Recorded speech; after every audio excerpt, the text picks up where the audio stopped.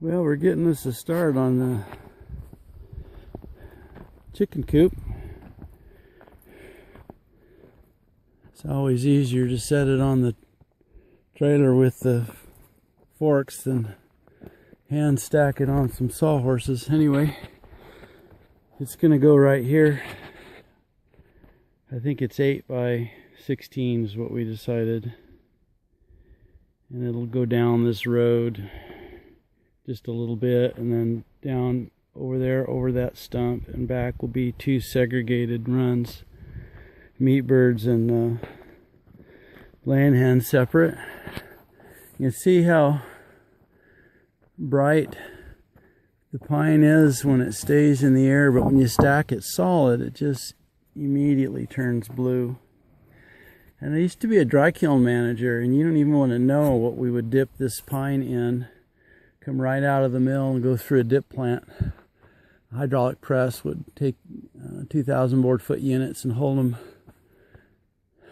submerged in a giant tank full of PQ8 and sodium azide. And man, would I get headaches when I go run the chemical test down there.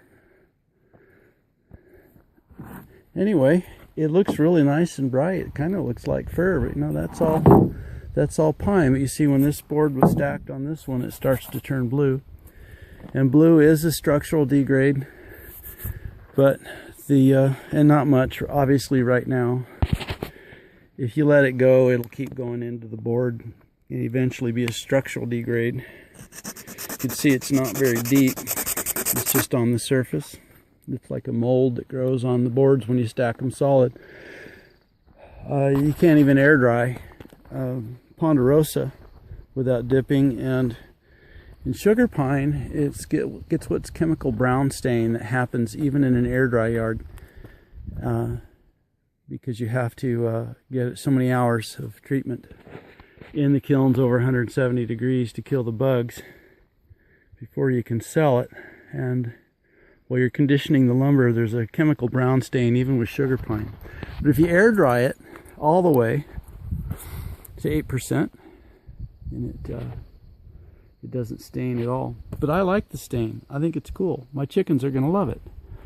Anyway, had a gentleman the other day say, how, you know, if you're so out of breath now, just walking from the house to your garden, which is not very far, how are you going to continue to provide for your family? And then he said, you need to get in shape. Well, I'm trying. I'm only on my feet 2 hours a day. I am severely disabled. I hide my cane from you most of the time. My wife and my sons and believe it or not, my dad, they keep me going. I'm hoping to get some of these issues straightened out, but if I have another surgery, it'll be my 14th. And I promise I've never broken more than 7 bones at one time. I tried, but 7's the max I can get. I've been millwrighting my whole life and pasturing on the side as well. And my body just won't, my brain thinks I'm Superman. But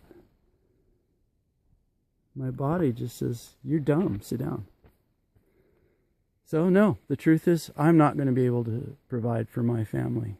That's why I have for 30 years now trusted the Lord Jesus Christ for everything, my salvation and my sustenance. I trust him in all things and always will by his grace. Anyway, that's the rough lumber. We'll show you when we get some footings going.